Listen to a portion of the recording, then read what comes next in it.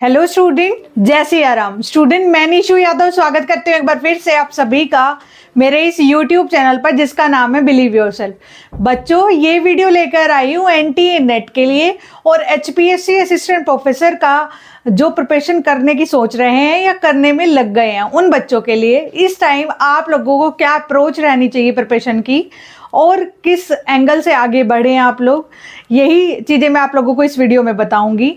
ठीक है बच्चों, बहुत सारे बच्चे मैसेज करते हैं कि मैम पढ़ तो रहे हैं बट समझ में नहीं आता या फिर इतना डीप लेवल में जाएगा, हमें कंटेंट हमेशा कम ही लगता है ना।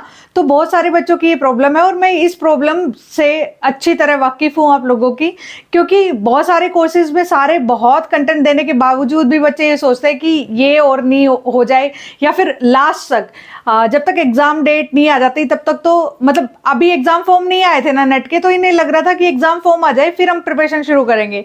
फिर एग्जाम फॉर्म आ जाते हैं, फिर सोचते हैं अरे एग्जाम डेट आ जाए तब, और फिर एग्जाम डेट आ जाती है तो क्या मैम इतने टाइम में हो जाएगी प्रिपरेशन, क्या मैम इतने टाइम में हम लोग क्लियर कर पाएंगे ये सारे क्वेश्चंस। बेटा ये बिल्कुल वाहियात क्वेश्चन है आप लोगों के, आप लोग क्लियर कर पाओगे या नहीं वो मैम से ज्यादा आप लोग जानते हैं, बिकॉज आप लोगों के बेस को, आप लोगों के टॉपिक्स को, आप लोगों ने क्या पढ़ा है अभी तक उसे मैं नहीं जानती हूँ, तो मैं कैसे बता सकती हूँ। अगर मैं एक जनरल चीजें मैं बताऊंगी तो क्या पता मेरे कुछ बच्चों ने 15 डेज या 20 डेज पढ़कर ही क्लियर कर लिया हो, किसी ने 3 मंथ्स के बावजूद नहीं करा हो। तो ये आप लोगों की मेहनत पर भी डिपेंड करता है और आप लोग क्या चीज पढ़ रहे हैं उस चीज पर भी डिपेंड करता है, तो रिजल्ट वेरी करता है हमेशा। ठीक है, दो बड़ी इंफॉर्मेशन मैं इस वीडियो के तहत देना चाहूंगी। काफी टाइम से 2-3 दिन से मेरे व्हाट्सएप में टेक्निकल इशू आ रहा था और वो वाले नंबर से मेरा व्हाट्सएप अब नहीं चल रहा है, तो आप लोगों के लिए न्यू नंबर व्हाट्सएप के लिए और कॉलिंग के लिए भी, कॉलिंग आप पुराने नंबर पर भी कर सकते हैं बट व्हाट्सएप उस पुराने नंबर पर नहीं करना है। अगर आपको मैसेज करना पड़े तो ये मेरे नए नंबर है, एक बार नोट कर लीजिएगा। ठीक है, 8448 368587। ठीक है, आप लोग व्हाट्सएप के लिए ये नंबर एक बार ही नोट कर लीजिएगा। ठीक है, व्हाट्सएप अगर कोई मैसेज करना है किसी बच्चे को तो ये। अब बहुत सारे बच्चे ना देखो, आप लोगों के जो एनटीए नेट में 10 यूनिट्स है, ठीक है 10 यूनिट बनाई हुई है बट डिफरेंट सब्जेक्ट्स हैं, आप लोगों को पता है 10 सब्जेक्ट्स नहीं है, सब्जेक्ट ज्यादा है। ठीक है, तो जैसे आप लोगों को क्या अप्रोच रहनी चाहिए बेटा, जो 1 मंथ होता है ना, जिन बच्चों का बेसिक क्लियर है, जिन लोगों ने एचपीएससी पीजीटी के लिए प्रिपरेशन करा था, उन लोगों के लिए मैं कहूँ ये एक सुनहरा मौका है। अगर आप अभी, आप लोगों का 1 वीक तो नहीं बट हाँ 3-4 दिन हो चुके हैं, आप लोगों ने, आई होप आप लोगों ने खुद को संभाल लिया होगा और चीज़ों को एक्सेप्ट करना शुरू कर दिया होगा। बच्चों अब आगे आने वाली वैकेंसीज को देखते हुए, जैसे जिन बच्चों ने सोचा है वो कह रहे हैं कि मैम इतने टाइम में हम नेट क्लियर कर सकते हैं, तो बिल्कुल कर सकते हो जो एचपीएससी पीजीटी के लिए जिन्होंने प्रिपेयर करा है। और अगर मेरी स्ट्रेटेजी या इस अप्रोच से तैयारी करते हो तो ठीक है, आप देखो अगर आप लोगों को कुछ भी नहीं पता है, आज से पहले बिल्कुल नेट नहीं दिया है या फिर नेट दिया है, बहुत सारे बच्चे ऐसे हैं जो 2-3 बार नेट दिया है, उन लोगों की क्या अप्रोच होनी चाहिए। उन लोगों ने अभी तक कुछ ना कुछ पढ़ा है बट कुछ गलतियां कर रही है, उसके चलते उनका नेट नहीं हुआ है, इस बात को समझो। अगर आप ये मान जाएंगे ना, ये मान लेंगे ना कि मैंने गलती करी, तो आप उस चीज पे काम कर सकते हो। अगर आपने ये सोचा ना मेरी कोई गलती नहीं है, रिजल्ट ही नहीं आता है या फिर, तो आप उस चीज पे दोबारा कभी काम नहीं कर सकते। मेरी इस बात को समझना, तो पहले अपनी गलती को सही करने से पहले पता होना चाहिए कि हमने गलती क्या करी। तो मेनली जो नेट में बच्चे गलतियां करते हैं, और जो कहीं ना कहीं मैंने भी अपना जब नेट दिया था तो शायद मेरा यूं हुआ था, फर्स्ट अटेम्प्ट में हुआ नहीं था, सेकंड और थर्ड अटेम्प्ट में मैंने क्लियर करा था। ठीक है, तो क्या हुआ, आप जो गलतियां मैंने करी उस चीजों से मैंने भी सीखा, और मैंने अब इतने जो मेरा टीचिंग करियर हो चुका है उसमें मैंने बच्चों को भी गलतियां करते देखा है। बच्चों ने क्या करते हैं मेनली, वो ना कंटेंट की तरफ ज्यादा ध्यान देते हैं कि ये पीडीएफ भी ले लेती हूँ, ये भी ले लेती हूँ, ये भी ले लेती हूँ। बट मैं हमेशा आप लोगों को कहती हूँ कि वो पीडीएफ आप लोगों को सिर्फ फोन की जो गैलरी है, जो आप लोगों की, उसको स्टोर करती है, बाकी कुछ नहीं करती है। ठीक है, आप लोगों के डाटा स्टोरेज पूरा हो जाता है बट आप लोगों का माइंड खाली ही रहता है। तो आप लोगों को क्या करना है बेटा, जो आप लोगों को पता है मेरा कोर्स 1-2 दिन पहले ही मैंने चलाया है, क्रैश कोर्स जिसे बोलूं। पहले एक बार ही जो मेरे फर्स्ट ईयर है उनके लिए बता देती हूँ कि भाई ये एक क्रैश कोर्स टाइप है। वैलिडिटी आप लोगों की जून और दिसंबर दोनों के लिए है। ठीक है, मेरा जो नेट के कोर्स की फीस थी वो मैंने आप लोगों को बता दी थी, 4700 थी, बट बच्चों के बार बार रिक्वायरमेंट की वजह से मैंने ये फीस लेस करके, डिस्काउंट करके 3000 करी है आज के लिए। ठीक है, तो अगर आप आना चाहते हैं तो ले सकते हैं। अब इसमें मैं क्या कराऊंगी, मैं जो जितने भी आप लोगों की 10 यूनिट्स है कॉमर्स में, इस बारी सिर्फ मैं कॉमर्स पे फोकस कर रही हूँ, इसलिए ये वाली फीस है, ठीक है। तो कॉमर्स के लिए आप लोगों को क्या करना है, जो मैं यूनिट्स कराऊंगी आप लोगों की 10 यूनिट्स पूरी कराऊंगी और PYQs भी कराऊंगी। और क्या बस कितना पढ़ना है, मान लो आप लोगों के इकोनॉमिक्स, जैसे इकोनॉमिक्स है तो इकोनॉमिक्स के सिर्फ 15 और 16 पेजेस में मेरे नोट्स हैं, उसी को पढ़ना है आपको 10-15 बार।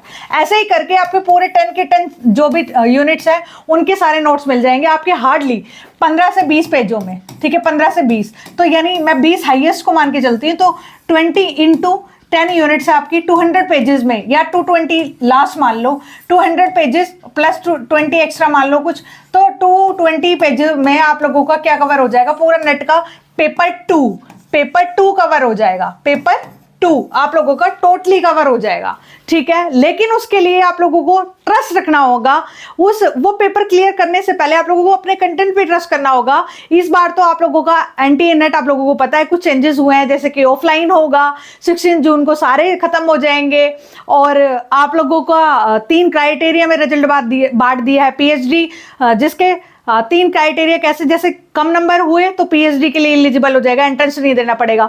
फिर उसके बाद नेट क्वालिफाई माने जाओगे तीसरी बार, यानी JRF आप लोगों को पता ही है। तो ये कैटेगरी अब कुछ चेंजेस भी हुए हैं, तो ये अच्छा हुआ है। और विद इन मंथ अगर आप पढ़ते हो ना, एटलीस्ट अगर आप लोगों के पास 5 घंटे हैं पढ़ने के लिए, ठीक है, तो 5 घंटे में आप लोगों को कैसे डिवाइड करना है चीज़ों को मैं बता देती हूँ। वो भी ये तो मैंने बताया कि मैं ऐसे प्रोवाइड करवा रही हूँ। अब जिन बच्चों के पास नोट्स है और जिनको लग रहा है कि भाई हाँ मेरे पास सफिशिएंट है, तो अपने पे ट्रस्ट करो, कोई दिक्कत नहीं है, तो अपने कंटेंट को पढ़ो। आप मान लो 5 आवर्स पढ़ रहे हैं, तो आप लोगों को क्या करना है, 2 आवर्स कॉमर्स पढ़नी है, ठीक है, 1 या 2 आवर्स आप लोगों को 2 hours commerce, 2 hours first paper पढ़ना है, और 1 आवर आप लोगों को PYQ लगाने हैं, प्रीवियस ईयर पेपर PYQs, ठीक है, ये लगाने, ये अप्रोच होनी चाहिए। अगर ये अप्रोच आप जितना भी टाइम है, अभी जितनी भी अप्रैल हो गई है आज, ठीक है, आज की डेट से आप लोग जो भी 16 जून तक, यानी आप लोग हार्डली 15 तक पढ़ेंगे, ठीक है, 15 तक पढ़ेंगे या 14 तक पढ़ेंगे, तो तब तक आप लोगों के 1 मंथ से ज़्यादा टाइम है आप लोगों के पास, तो आप लोग इसी अप्रोच से पढ़ो। और जिन्होंने पहले 1-2 बार नेट दिया है ना, ट्रस्ट करो बच्चा, लिमिटेड कंटेंट को अनलिमिटेड बार पढ़कर कोई भी एग्जाम हो आप आराम से निकाल सकते हो। अगर आप लोगों ने बजाय कि कंटेंट इकट्ठा करा, इस सर के भी कंटेंट ले लिया, इस सर का भी कंटेंट ले लिया, पर पढ़ा किसी का एक बार भी नहीं, या फिर एक बार पढ़ के अरे भाई अब आ जाए पेपर, बेटा एटलीस्ट आपको कंटेंट ना रिवाइज करना होता मल्टीपल टाइम्स। कोई रिवीजन की ना गिनती नहीं होती है, मल्टीपल टाइम रिवीजन करना होता है, बट बच्चों में पेशेंस होता ही नहीं, सोचता है पहले तो हमें बताओ नोटिफिकेशन कब आएगा, फिर नोटिफिकेशन के बाद एग्जाम डेट कब आएगी मैम, फिर एग्जाम डेट, क्या इतने जल्दी हो जाएगा, क्या इतने में मैं कवर कर लूंगा। फिर वो सारी अपने अंदर झांकने के अलावा वो सारे काम करता है और सारी जगह से पूछता है, ठीक है। मैं बता चुकी हूँ आप लोगों की रिक्वायरमेंट के अकॉर्डिंग मैंने इस कोर्स में एंटी नेट वाले में डिस्काउंट डाला है। अगर आप जिन बच्चों की भी क्यूरीज थी, बहुत बच्चों की कॉल्स थी जो रह गए हैं, जो पैसों की वजह से यूँ सोच रहे थे कि हमें 5000 पे करना पड़ेगा, और मैम तो मैंने फीस कम कर दी है, 3500 कर दी है। इसमें आपको नोट्स भी मिल रहे हैं कॉमर्स के, और मेरी वीडियोस भी मिल जाएगी। आप लोगों को बस उन्हीं को बार बार सुनना है, अगर ट्रस्ट करते हो तो ही आना, अदरवाइज कोई फायदा नहीं है, ठीक है। और मुझे रिजल्ट चाहिए, मैं रिजल्ट पे ज़्यादा फोकस करती हूँ। अब बात आई HPSC असिस्टेंट प्रोफेसर, जिन बच्चों का नेट क्लियर है उनको क्या करना है, HPSC असिस्टेंट प्रोफेसर वाले बच्चों को। तो सबसे पहले तो मैंने आप लोगों को बताया है कि जब तक आप लोगों का सिलेबस नहीं आ जाता, पढ़ना शुरू करना है, ऐसा नहीं करना है कि नहीं पढ़ रहे। तो आप लोगों को अपने जो एनटीए नेट का सिलेबस है उसको पढ़ना है, बट एनटीए नेट के अप्रोच से नहीं, अप्रोच दूसरी होनी चाहिए। जो कॉम्पिटिटिव एग्जाम जैसे कि अदर एग्जाम में आप लोगों के असिस्टेंट प्रोफेसर एग्जाम्स होते हैं, उनकी PYQs निकालो, उनको देखो कि किन को फोकस करे गया है। मेनली मतलब ये फोकस रहेगा कि एनटीए नेट का ही मेनली आप लोगों को सिलेबस रहने वाला है। स्टिल एक आधे सब्जेक्ट कट भी जाते हैं आप लोगों के कि टाइमिंग कम है या जो भी, एक आधे मुझे लगता नहीं काटेंगे, बट कट भी जाते हैं बाई चांस एक आधे सब्जेक्ट। तो आप लोगों को कुछ सब्जेक्ट जैसे कि जो कंपलसरी है, जैसे अकाउंटेंसी हो गया, आप लोगों का FM हो गया, कोचिंग होगा, ये किसी भी हालत में हरियाणा में नहीं कर सकते। तो प्लीज आप लोग ये सारे BM यानी बिजनेस मैनेजमेंट, HRM और आपका फिनेंशियल मैनेजमेंट और अकाउंटिंग, ये आप लोग पक्का कर ले। ये तब तक ये सब्जेक्ट करें, PYQ करें, इतने ही तब आप लोगों की जून जुलाई में वैकेंसी जरूर देखने को मिल जाएगी। ठीक है, तो और मेरे ये स्पेशली वीडियो एंटी नेट वालों के लिए, बच्चों के लिए थी जिनकी कॉल आती है दिन भर। और बच्चों देखो, सबकी कॉल का रिप्लाई करना और थोड़ा लंबी बातें करना थोड़ा सा मुश्किल हो जाता है अभी के टाइम में। तो आप लोग प्लीज जो मैं समझा रही हूँ उसको वीडियो के माध्यम से ही समझ लें। अगर आप इस उसमें है ना, अभी PTT आपका हुआ नहीं है, आपका सोचो आप लोगों के लिए तो अच्छी बात है कि आपके असिस्टेंट प्रोफेसर के फॉर्म निकलने से पहले आपका नेट हो जा रहा है, उसका रिजल्ट आ जाएगा, तो आप एलिजिबल हो जाओगे बेटा उस चीज के लिए। और एक बार हार गए ना, देखो दोबारा हारने से मत डरो, आगे बढ़ो। जो जिन बच्चों का आज हुआ है, मैं बार बार आप लोगों को बता रही हूँ, वो उन्होंने पता नहीं पहले कितनी असफलता देखी, जब आज एक सफलता मिली है। तो आप लोगों के साथ भी अगर इस यहाँ पे असफलता मिली है, तो आप ये सोचो कि, और ये बात सच है बेटा, कि हमें अगला कुछ अच्छा मिलने वाला होता है। मानो चाहे मत मानो, जिस दिन हो जाएगा उस दिन मान जाओगे। ठीक है, बहुत सारे बच्चे उठ गए हैं इस चीज़ से, और आप लोग भी उठे।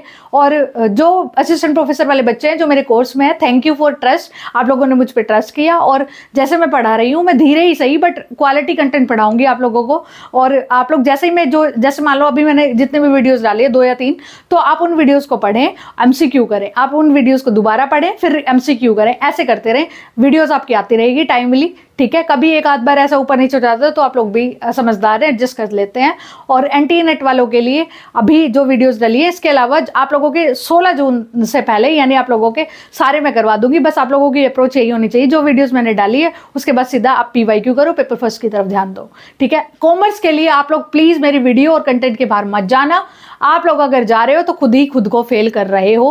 अगर मेरे को ट्रस्ट नहीं होता, देखो अब मुझे कॉमर्स पे ट्रस्ट है, इसलिए मैं कॉमर्स के लिए लेकर आई हूँ। अदर सब्जेक्ट कहने के बावजूद भी मैं नहीं करती हूँ। तो जिस चीज़ों पे जो मुझे बेस्ट नहीं मिलेगा, मैं वो चीज़ कभी नहीं लाती हूँ। अगर आप आए हैं मेरे प्लेटफॉर्म से के माध्यम से मुझसे जुड़े हैं, तो ट्रस्ट भी करिए और लंबे टाइम तक एक ही कंटेंट को बार बार पढ़िए। आप लोगों का जरूर हो जाएगा नेट, और आप HPSC असिस्टेंट प्रोफेसर के लिए भी एलिजिबल हो जाएंगे। ठीक है, ठीक है स्टूडेंट, यही बताना चाहती थी। एक तो नए नंबर बता दिए मैंने आपको, उस पर आप व्हाट्सअप कर सकते हैं कोई भी क्वेरी हो। और जिन बच्चों के लिए नेट के लिए मैंने आज डिस्काउंट डाला है, प्लीज़ इससे नीचे डिस्काउंट नहीं आएगा। आप लोग लेना चाहते हैं तो ले लीजिए, फिर आप लोगों का ये टाइम कम होता है। ठीक है, ठीक है स्टूडेंट, मैं निशु यादव एंड करती हूँ मेरी इस वीडियो का। मिलती हूँ किसी नई वीडियो में, तब तक के लिए जय सिया राम।